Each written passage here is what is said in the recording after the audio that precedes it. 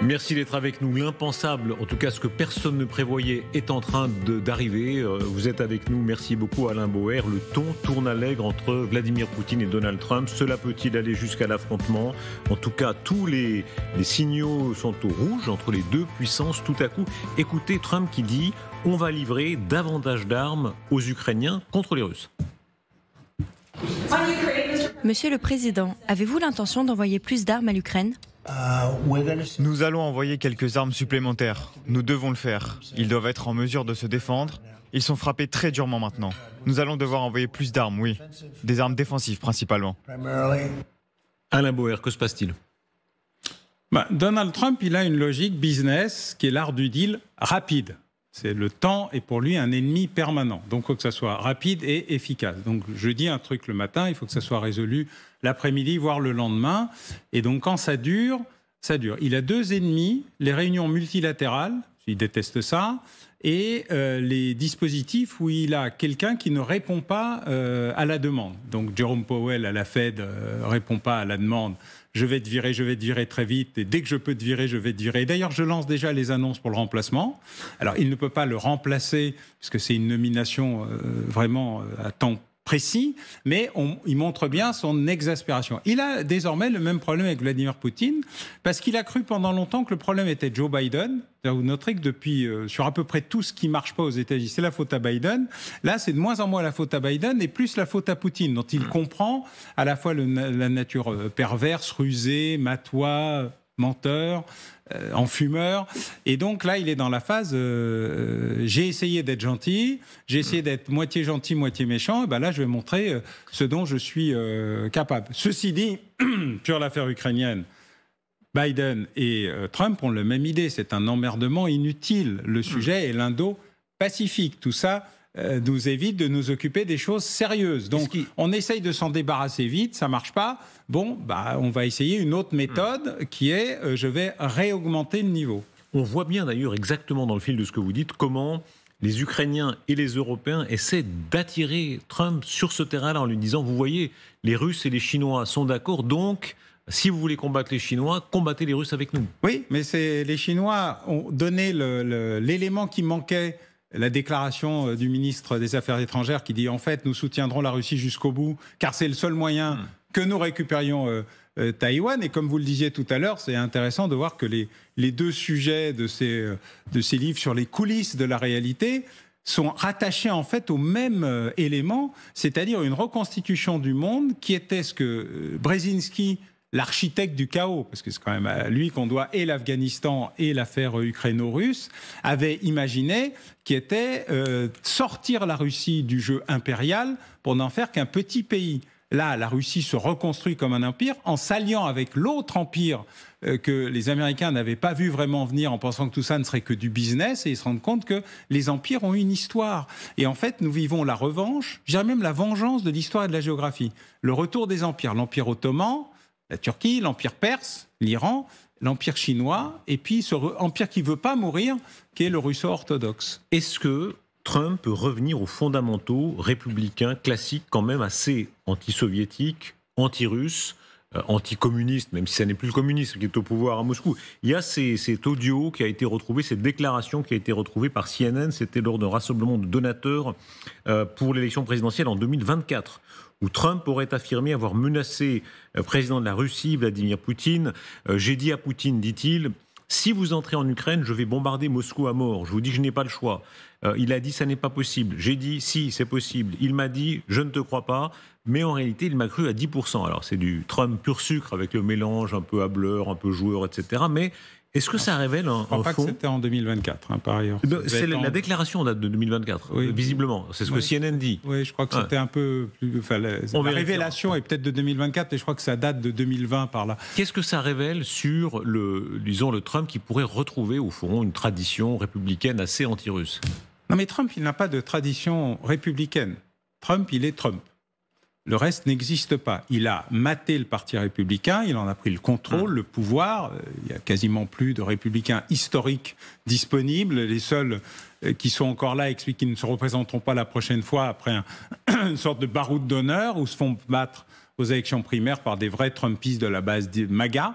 Non, là, il veut affirmer que maintenant, il en a vraiment ras-le-bol. Et donc, soit il se retire, ce qui permet d'affaiblir les Européens, mais il se dit, donner un tel pouvoir à la Chine, qui est une sorte d'étouffeur ottoman. C'est la Chine veut la Sibérie. Elle veut récupérer les matières premières, tout ce qui est disponible, parce que pour elle, c'est un enjeu de survie et de développement dans son contrôle total des terres rares et des hydrocarbures. Et deuxièmement, il se dit, oui, mais en fait, il faut que je déconnecte la Russie de la Chine. J'ai essayé, ça ne marche pas. La période gentil flic n'a pas marché, je vais faire méchant flic. Mais c'est Trump par rapport à Trump. La doctrine républicaine, il n'y a plus de républicains pour la mettre en avant. Ils ont soit disparu, soit ils sont hors service, et l'équipe qui est autour de Donald Trump écoute Donald Trump. À part sa directrice de cabinet, la secrétaire générale de la Maison-Blanche, qui est le seul homme dans la pièce, comme il le dit, Mme Wiles, le reste est aujourd'hui totalement inexistant. Il reste Stephen Miller, qui lui s'occupe des 7 000 milliards de dollars, parce que la guerre, elle est économique et financière. Hein. Le sujet essentiel, il est aussi celui-là. Comment financer l'immense déficit budgétaire colossal américain, qui est renforcé par le Big Bill, le Big Beautiful Bill qu'il vient de faire voter à l'arraché, mais qu'il a réussi à faire voter. Donc ces éléments cumulés amènent à plusieurs guerres en même temps. Trump gère toutes ces guerres dans une logique qui est « je veux gagner, je prends tous les moyens qu'il y a de gagner, soit je négocie, soit... » Et il veut sortir de TACO. Trump's always chills out, c'est-à-dire Trump recule toujours. Trump est une poule mouillée, ça l'agace. Il a commencé à régler cette question avec le bombardement de l'Iran, genre je peux le faire, et il s'est dit en fait ça marche pas si mal. Y a-t-il pris goût ? C'est la question, effectivement. Ce qui s'est passé en Iran, est-ce que ça lui montre une opération maîtrisée dans le temps ? Il faut lui donner ce crédit. Il a arrêté. Et est-ce qu'il se dit, tiens, peut-être qu'avec la Russie, je peux avoir le même type de force ? En même temps, il dit, la gestion des tarifs douaniers, en fait, je recule au 1er août parce que ça devait être le 14 juillet. Donc, je montre que je sais négocier.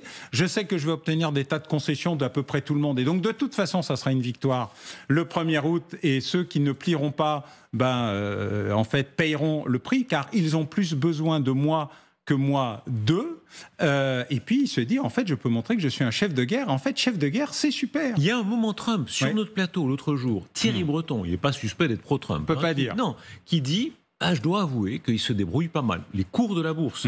Tant de commentateurs ont dit, vous allez voir, ça va être l'apocalypse avec les droits de douane. Non, au lieu de ça, la bourse est en train de monter. Si on regarde sur un mois, tout le monde... Et les recettes douanières américaines aussi. Alors, très largement, pas suffisamment pour renflouer le déficit commercial, mais suffisamment pour assécher ce que Stephen Miller expliquait dans sa note de décembre de l'année dernière, où il disait, en fait, nous devons faire baisser le dollar est en chute libre. Sa valeur par rapport à l'euro, vous voyez la courbe, elle est impressionnante. Trump aime ça. Il le veut. Nous devons assécher les marchés financiers pour qu'ils payent la dette, notre dette, et on doit leur vendre des produits, en échange de quoi on les protégera, puisqu'ils sont infoutus de se défendre eux-mêmes. Et en fait, dans la réalité, tout est aligné avec une rationalité qu'on n'avait pas vu venir, ou en tout cas que les ennemis de Trump se refusaient à prendre en compte en considérant qu'il était dingue ou fou. Pas du tout. Il a une rationalité parfaite, totale. Et quand Thierry Breton, qui effectivement non seulement n'aime pas Trump, et Trump l'aime pas beaucoup non plus, dit en fait il se débrouille pas si mal, en fait tout le monde découvre qu'il y a une rationalité structurelle très cohérente chez Trump, dont les excès masquent la dureté, mais il a une colonne vertébrale qui est business, le rapport coût-avantage. Alain Bauer, si on regarde froidement les choses, le rapport de force États-Unis-Russie, je ne sais pas si vous voyez sur Instagram, c'est la mode maintenant, il y a des jeux, et on affronte deux puissances, n'importe laquelle, et on fait un Kriegspiel, on fait Luxembourg versus n'importe quoi, enfin voilà. Suisse. Suisse, si vous voulez. Qui gagnerait ? Et puis on met les troupes, l'aviation, etc. Russie, États-Unis, en l'état réel, indépendamment de Trump, de Poutine, de tout ce qu'on voudra, est-ce qu'il y a un tel différentiel de puissance aujourd'hui ? Non, pas sur le nucléaire. Sur tout le reste, oui. En fait, la Russie a d'immenses capacités conventionnelles vieillissantes. Sa guerre en Ukraine l'a dépouillée d'une partie, y compris de ses équipements modernes. Elle a un avantage sur les drones, mais non pas les siens, mais les drones iraniens, parce que désormais, elle les produit sur place, ce qui explique. Hier, il y avait 700 drones qui ont attaqué l'Ukraine, et elle arrive à en produire, on va dire, une dizaine de milliers ou une vingtaine de milliers par mois. La Chine annonce qu'elle peut en produire 300 000 par mois. Ça vous donne une idée. Les États-Unis sont très en retard parce qu'ils fabriquent des gros drones lourds dans une logique de dissuasion. Tu m'attaques avec un petit drone, je vais t'en envoyer un très très gros. GBU 57 sur l'Iran.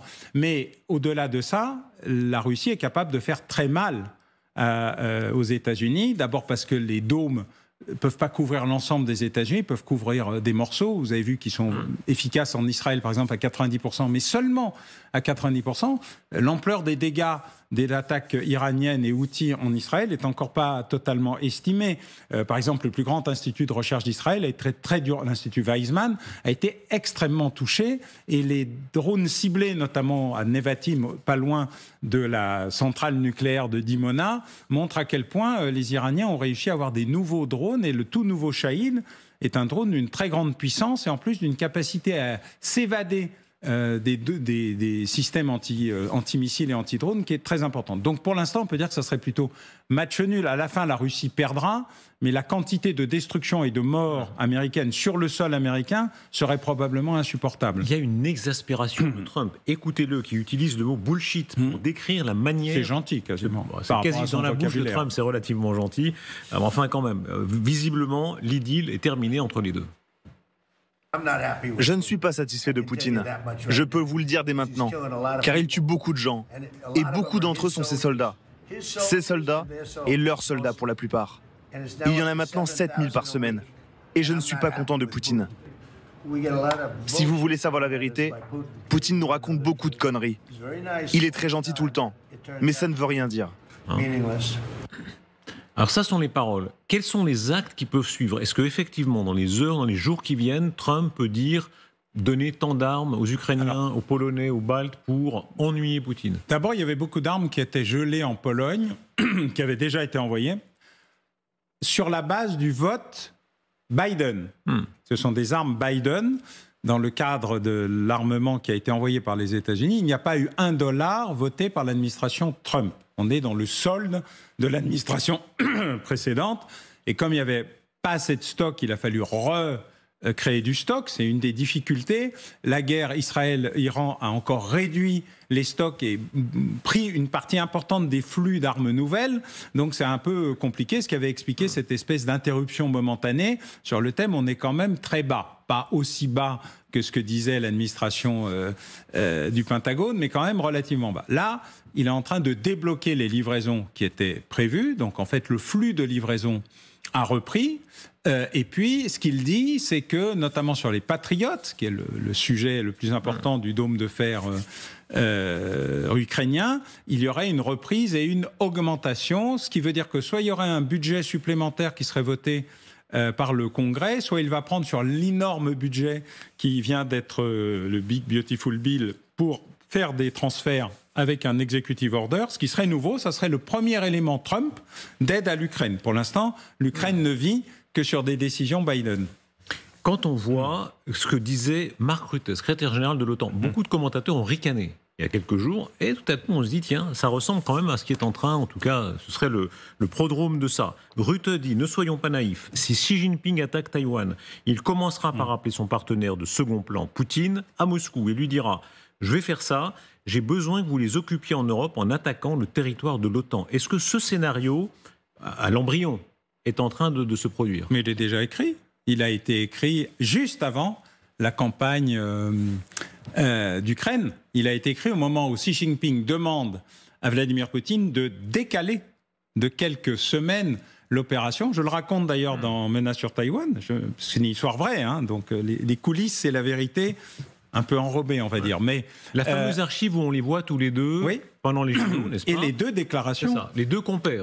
Et deux déclarations, une des ministres des Affaires étrangères et les deux qui font une déclaration solennelle, suivie d'une deuxième rencontre.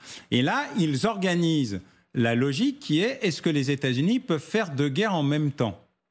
Réponse, d'après les Américains eux-mêmes, ils ne peuvent pas faire deux guerres en même temps. Et la démonstration par l'Iran a été de dire jusqu'où on peut affaiblir les Américains sur une question essentielle, la production d'armes, la production de munitions et le contrôle des stocks. Car les Coréens du Nord, les Chinois et les Russes ne détruisent jamais leurs vieux stocks. Jamais. Ils les gardent, on ne sait jamais, ça peut servir. Et vous voyez sur le terrain ukrainien des T-54, de 1954, des T-72 de 1972, des T-82, c'est des chars de 1982, des vieilleries absolument invraisemblables. Qui servent quand même. Ça sert. De toute façon, ça peut servir, donc ça sert. Et comme c'est une immense boucherie et que la logique, c'est la masse contre la technologie, la Chine a compris quelque chose depuis la guerre de Corée, qui est le modèle de la guerre d'Ukraine et le modèle des guerres à venir, c'est la masse et la technologie. La Chine réarme en haute technologie autant qu'elle réarme en quantité. Elle a décidé de faire les deux, car elle se dit désormais prête, en affaiblissant et en amoindrissant les stocks et la capacité de résistance des Européens d'un côté, des Américains de l'autre, en fixant des points de fixation. La Moldavie ici, l'Estonie peut-être un jour, les pays baltes, parce que pourquoi pas. C'est pas qu'ils veulent les envahir, c'est qu'ils disent que ça va mobiliser suffisamment d'équipements et d'éléments pour que, in fine, nous obtenions soit un cessez-le-feu à nos avantages, et c'est vrai que les Russes ne reculent plus depuis très longtemps, ils gagnent 1 mètre par-ci, 1 mètre par-là, mais on ne peut pas dire qu'il y a une reprise du territoire par les Ukrainiens, et deuxièmement, pour obtenir d'ici 2032, a dit le président Xi Jinping, alors d'abord c'était 2038, puis 2035, puis 2032, donc ça se rapproche, la récupération de Taïwan, parce que Taïwan, disent les Chinois, c'est à nous et ça sera à nous et à personne d'autre. On comprend en vous entendant que la coopération, l'axe est formé. Il y a un axe Russie-Chine beaucoup plus fort que ce qu'on disait. Mais il y a des accords industriels, des accords financiers. Exemple les drones, c'est Bloomberg qui en rend compte. 10 000 drones par mois. Alors ça paraît relativement faible par rapport à la masse, mais c'est un bon exemple. Construit en Russie grâce à la Chine. Société russe qui construit un vaste réseau d'approvisionnement avec des partenaires chinois pour fournir des milliers de drones à la guerre de la Russie contre l'Ukraine. Les documents révélés par Bloomberg comprennent les notes de service, etc., etc. Rappelez-vous l'époque où beaucoup de commentateurs, pas vous avez toujours dit cela, mais beaucoup de commentateurs disaient « Ah non, la Chine, elle va rester prudemment à l'écart ». Pas du tout. Pas prudente. Et il faut lire ce que dit Xi Jinping. Vous savez, je passe ma vie à lire ce que disent les dictateurs, les terroristes. Enfin, vous lisez les intégrales.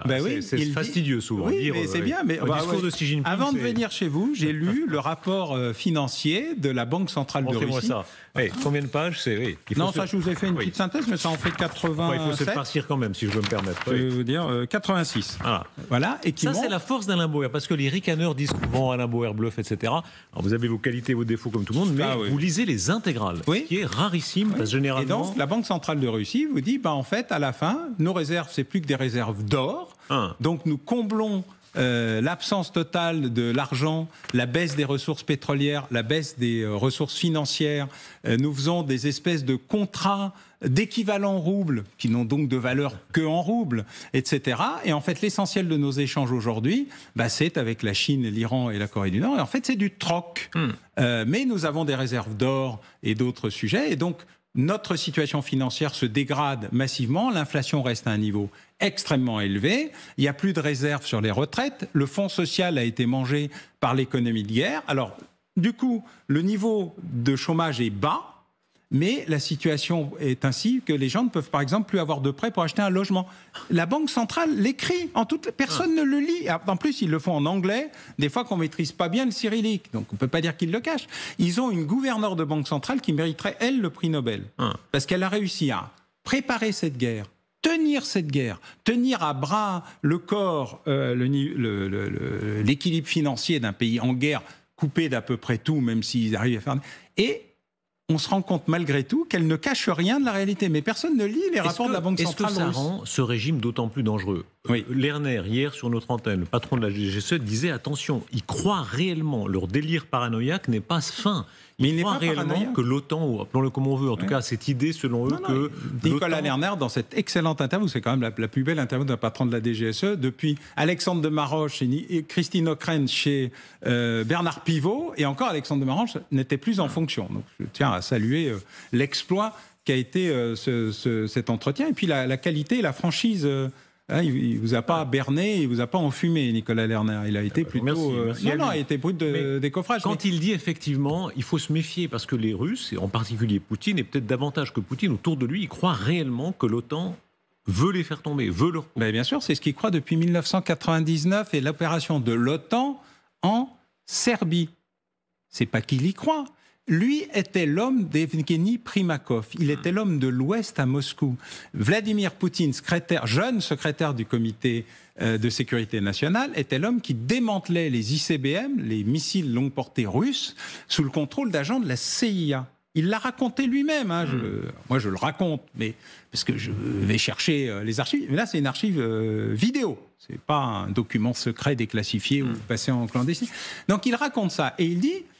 Evgeny Primakov a un plan de paix pour ce qui se passe en Serbie et en ex-Yougoslavie parce qu'il y a des massacres partout. Il est de bonne volonté. Il part pour New York et Washington. Et sur le chemin, il reçoit un coup de fil dans l'avion du Conseil à la sécurité nationale américain qui dit « Bon, t'es gentil Evgeny, donc viens, on va prendre un pot. Mais en fait, on a déjà décidé qu'on allait bombarder la Serbie pendant 99 jours. » Primakov rentre à Moscou, convoque le Conseil de sécurité nationale et dit « Tout est fini avec l'Ouest.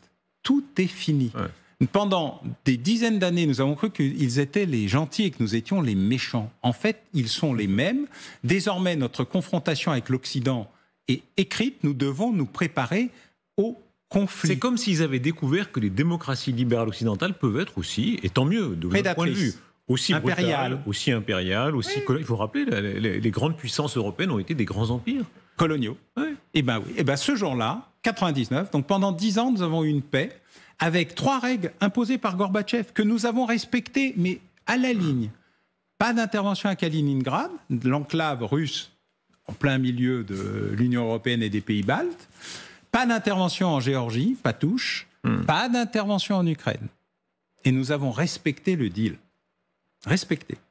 Jusqu'à 99, où les États-Unis décident que pour cesser des massacres, alors indiscutables, il fallait le faire. Ensuite, il y a le Maïdan. Le Maïdan, c'est la révolte du peuple ukrainien contre le gouvernement pro-russe qui a pris la place d'un gouvernement pro-occidental de manière très démocratique. Et les Russes disent c'est un coup d'État, ça n'est pas une élection. Depuis 2014, vous avez organisé un coup d'État. Parce que dans leur vision complotiste, ça ne peut être que des manœuvres. Oui, il y a eu beaucoup de morts au Maïdan et c'est un sujet qui est encore aujourd'hui un peu douloureux pour tout le monde. Mais en fait, quand Zelensky arrive, c'est un russophone qui vient de la zone la plus russophile de Russie et Poutine parie sur Zelensky. Il pense que c'est l'homme qui va lui permettre de reprendre pied en Ukraine. Et donc, il a une double déception. La première déception, c'est que Zelensky se transforme en Churchill, et c'est un peu inattendu. Personne n'aurait parié sur ça. Et puis, deuxièmement, parce qu'il perd le pied dans l'élément essentiel, qui est Kharkiv-Kharkov, la deuxième ville d'Ukraine, qui est russophone, qui fait un recours pour ne pas parler russe, pour ne pas parler ukrainien, mais russe, et continuer à parler le russe à la place de l'ukrainien, langue officielle, quand même assez particulier. Et en fait, le jour de l'invasion, alors qu'il attend d'être reçu en héros avec des pétales de rose, Kharkiv et Kharkov, il y a les 2 orthographes, se rebelle et se bat contre l'invasion russe. Vous décrivez, d'ailleurs je recommande votre livre, c'est fait comme Opération Zelensky. Cet engrenage-là, est-ce qu'il peut arriver un jour à ce que les Russes, dans leur surenchère militariste, tentent une action, par exemple contre les pays baltes, en se disant on attaque avant d'être attaqué? Alors, je crois leur fantasme. Non, je crois qu'ils créeront des abcès de fixation parce qu'ils ont bien compris que ça nous mobilisait beaucoup, que ça nous terrorisait beaucoup. Il nous a pas parlé de sa bombe nucléaire, mais ça va revenir probablement. Il y a toujours un moment où ils ont besoin de bombes. La Moldavie, dont ils n'ont absolument rien à faire, qui ne les intéresse pas, mais ils gardent des soldats là-bas. Qui rapportera rien. Mais si, c'est un abcès de fixation. Donc, face à la Roumanie, face à la Moldavie, ils se disent ça peut toujours servir. Ils lancent des opérations de déstabilisation et de désinformation dans beaucoup de pays. Je rappelle que dans les pays baltes, il y a entre 25 et 34% en Estonie et Lettonie de la population qui est russophone et qui est historiquement russe. Et donc, ils se disent, c'est une marge de manœuvre et donc on peut... vous avez vu ce qu'ils ont fait en Roumanie, c'est pas si simple. La question hongroise est toujours un peu complexe à traiter. Ils se disent toujours que tant qu'on affaiblit l'adversaire, on n'est pas obligé de l'envahir. Ça n'est pas un enjeu. Mais par contre, le faire croire, créer des opérations de déstabilisation importantes, et vous avez vu que les services secrets des 3 pays baltes ont dit, non mais les gars, nous on sait qu'ils veulent nous déstabiliser, créer des abcès de fixation. Par contre, si par hasard, ou par malheur, il y avait un événement sur le corridor de Slovaquie ou Kaliningrad, alors là, il y aura une réaction russe d'une extrême brutalité. Et donc, il faut aussi faire attention aux provocations et aux provocateurs. Alain Bouer, est-ce qu'on vit un moment très grave où les Américains sont un peu moins fort que ce qu'on pensait? Il y a beaucoup de signaux sur le fait que, ce que vous disiez, c'est que face aux Chinois, peut-être, il y a des Kriegspiel qui montrent qu'ils perdraient un certain nombre par exemple, de porte-avions dans une guerre contre les Chinois. On vivait beaucoup dans l'illusion quand même qu'on avait le grand frère américain derrière nous, on pouvait s'agiter qu'en cas vraiment de pépin, et nous protéger, être le plus puissant. Sur la zone Indo-Pacifique, les Chinois ont plus de porte-avions modernes il n'y a de porte-avions américains. Globalement, il y a plus de porte-avions américains que de porte-avions chinois, mais beaucoup de ces porte-avions sont anciens et surtout sont fragiles parce que les Chinois vous disent « mais nous, on n'a peut-être pas vraiment besoin de porte-avions, on a besoin de porte-drones ». Et quand ils vous sortent au salon le Bourget chinois, dont je n'arrive pas à prononcer le nom, donc je ne vais pas essayer, un porte-drone, un avion porte-drone, un bateau porte-drone, une barge porte-drone et même un sous-marin porte-drone avec 10 à 20 000 drones dans chaque porteur, on se rend bien compte qu'on n'est pas avec nos 12 avions sur un bateau. Et en plus, ils n'ont du coup pas besoin d'une immense flotte autour de ce bâtiment. Un porte-drone avec 10 000 drones, ça vaut 10% du prix d'un porte-avions. C'est très angoissant pour nous. On a quand même vécu dans l'idée, moi je me rappelle la guerre du Golfe, la première, 91, on se disait, quand même, face aux soviétiques, la puissance américaine avait beaucoup d'avance. Ce n'est plus le cas. Non, parce que les Chinois ont décidé de se réarmer, qu'on l'a pas vu, enfin qu'on n'a pas voulu le voir, parce que j'ai beaucoup de collègues à Singapour, en Inde et ailleurs, qui sonnaient l'alarme. Mais comme toujours, une fois une catastrophe arrivée, vous passez votre temps à découvrir qu'il y a des tas de gens qui vous ont dit Fukushima, c'est pas une bonne idée de le construire ici, ce truc-là, attention, ils vont nous tomber sur la figure. Les collègues qui ont expliqué le 7 octobre, que le 7 octobre allait arriver en juillet, collègues israéliens, mes collègues, qui ont écrit dans des notes très publiques, académiques. Vous savez, il va se passer quelque chose, c'est en train de se préparer. Et le service du renseignement militaire qui dit oui, non, ils peuvent pas. Enfin, l'arrogance est un truc très très compliqué, donc il faut être très prudent. Nicolas Lerner était très honnête là-dessus, en disant on récupère beaucoup d'informations, on a un vrai sujet sur l'analyse qui doit montrer une sorte de réarmement. D'ailleurs, jusqu'à 2015-2016, l'attentat de Nice, on ne savait pas empêcher un attentat en France, on en empêchait très peu. Depuis, la DGSI comme la DGSE, d'ailleurs dirigée dans les deux cas par Nunez puis Lerner, ont réussi à empêcher 10 fois plus d'attentats qui n'ont pas eu lieu que ce qu'on faisait avant. Donc c'est un changement de paradigme. Accepter de croire que ce qu'ils disent est possible et ne pas les sous-estimer. Tout à fait dans ce que vous dites. Écoutez, cette archive extraordinaire, elle date de 2023. Poutine et Xi Jinping qui dit « L'avenir est à nous, cher ami ». Et beaucoup de commentateurs à l'époque ont dit « Oui, mais enfin on exagère ». Non, on n'exagère pas. Ils disaient déjà ce qu'ils allaient faire. Écoutez. Des changements qui ne se sont pas produits depuis 100 ans arrivent et nous les réalisons ensemble.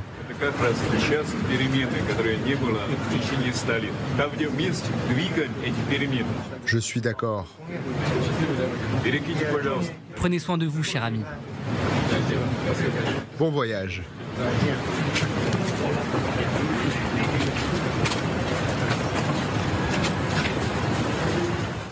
Attardons-nous, Alain Boer, sur cette image. Ces deux hommes qui représentent le pays le plus peuplé de la Terre et le pays le plus grand de la Terre, qui évidemment ne sont pas amis au sens sentimental du terme. Staline voulait nucléariser la Chine en disant ce sera notre ennemi.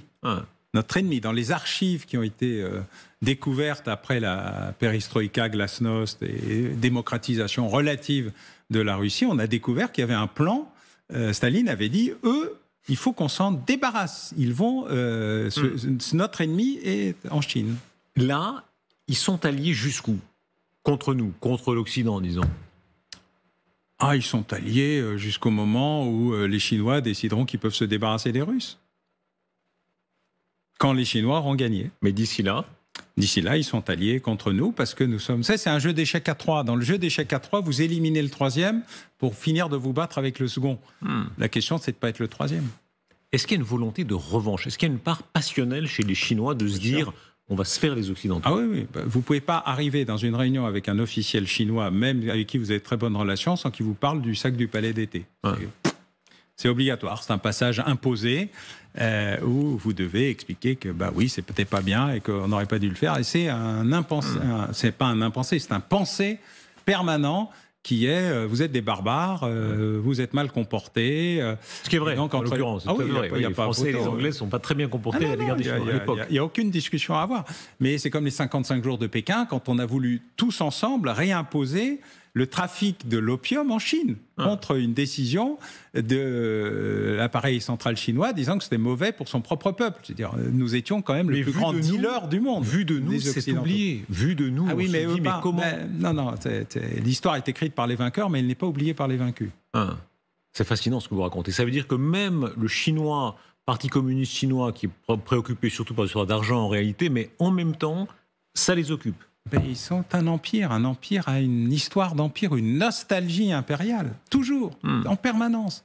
Et où que vous alliez, moi j'ai un souvenir avec les Iraniens, un jour, une discussion avec des collègues iraniens très, très dans la ligne, des négociations complexes sur je ne sais plus quoi, et à un moment, ils arrivent fous furieux.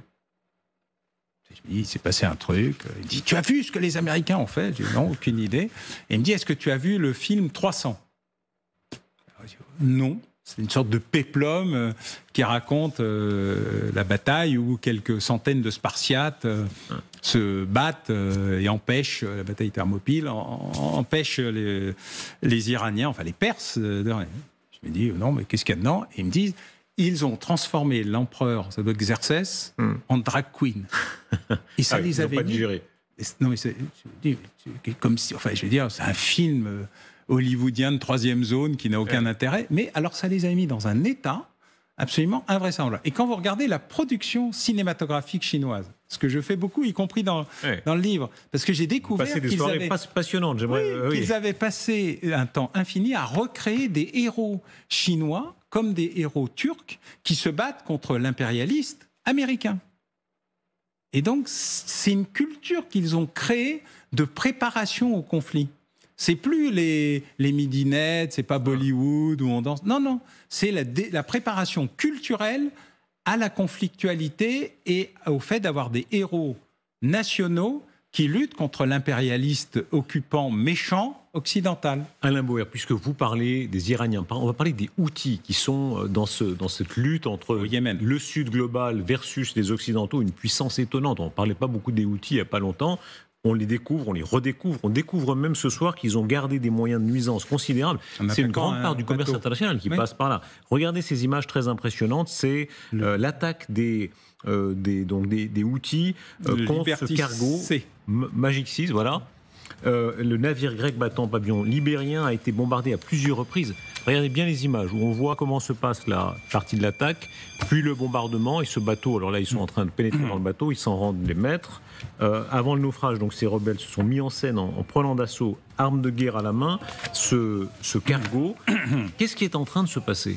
D'abord, ils montrent leur pouvoir de nuisance malgré les bombardements incessants des Israéliens. Je précise qu'ils leur envoient toujours une demi-douzaine de drones par semaine. Donc les Israéliens bombardent les ports, les installations, etc. Et ils sont toujours là parce que les Houthis sont totalement intégrés dans la réalité yéménite. Je précise d'ailleurs que les Yéménites, c'est vraiment les soldats de base, l'architecture militaire, les Spartiates de la zone, c'est eux. Toute l'architecture, par exemple, historique de l'armée saoudienne, c'était des Yéménites et des Houthis. Donc évidemment, quand on envoyait des Houthis se battre contre des Houthis, ça tirait au-dessus, ça tirait à côté, ça tirait en dessous, mais ça marchait pas très bien. Et donc les Émiratis et les Saoudiens se sont rendus compte qu'il fallait pas rigoler. D'ailleurs, ils ont détruit avec leurs drones une partie des champs d'extraction pétrolière pour dire nous sommes quand même capables de nous défendre et de vous faire très très très très mal, donc faut arrêter. Et donc ce sont devenus des alliés de circonstance des Iraniens, du Hamas et du Hezbollah, les 3 H, Houthi, Hamas, Hezbollah, comme disent les Israéliens. Et donc, ils ont été durement touchés, mais pas éliminés, comme le Hamas, qui a réussi à tuer en quelques jours une dizaine de soldats israéliens avec des bombes improvisées, une embuscade, une double opération, ce qui est traditionnel chez les terroristes. Là, on n'est pas dans les mouvements militaires, et donc on se rend bien compte qu'ils ne vont pas disparaître demain. Or, ils ont compris que si les Iraniens avaient accepté de ne pas empêcher le fonctionnement du détroit d'Ormuz, qui est essentiel pour les Chinois, c'est là où il y a parfois des petits désaccords. Quand le business revient, on n'est plus tout à fait aligné. Mais par contre, je pense qu'ils agissent pour montrer que le pouvoir de nuisance est réel, par proxy.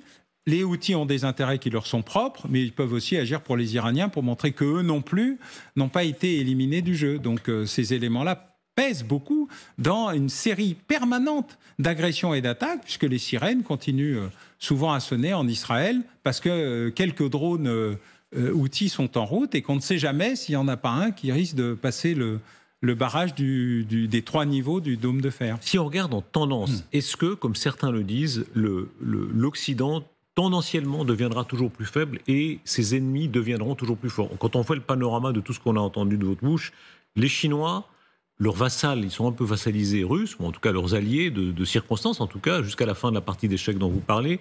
Les Houthis, tous ces gens dont les Houthis, on n'en parlait même pas il y a quelques années. On voit qu'ils sont plus puissants, en tout cas, ils ont une capacité de nuisance. Est-ce que tôt ou tard, l'Occident est en train de baisser par rapport à tout cela ? L'Occident baisse parce qu'il a décidé de baisser. Personne, c'est pas parce qu'il est attaqué qu'il baisse. C'est parce qu'il baisse qu'il est attaqué. C'est l'inverse, en fait. L'Occident a décidé depuis 1989 et la chute du mur que la globalisation heureuse était là, que des bisounours gambadant dans la luzerne allaient faire Erasmus d'un côté et du business de l'autre. L'Europe surtout. Non, même les États-Unis. Les États-Unis ont beaucoup désarmé, curieusement. Le problème des États-Unis, c'est que la plupart de leurs lignes de production ont fermé. Ils ont du mal à refaire des stocks parce qu'il a fallu rouvrir des lignes de production d'à peu près tout d'ailleurs. Que leurs équipements lourds et compliqués, chers et qui ne marchent pas toujours, comme le F-35. C'est Elon Musk qui dit que c'est un grosse bullshit, comme dirait, parce que ça marche mal, que c'est compliqué. Est-ce que c'est un manque de rage ? Hier, vous parliez de l'interview de Lerner. Hier, Nicolas Lerner il cite ce livre et cette fameuse maxime que et Poutine et Netanyahou, les deux qui sont tout sauf détendres, et c'est des euphémismes, revendiquent. Si quelqu'un veut te tuer, lève-toi et tue le premier. C'est le livre de Ronan.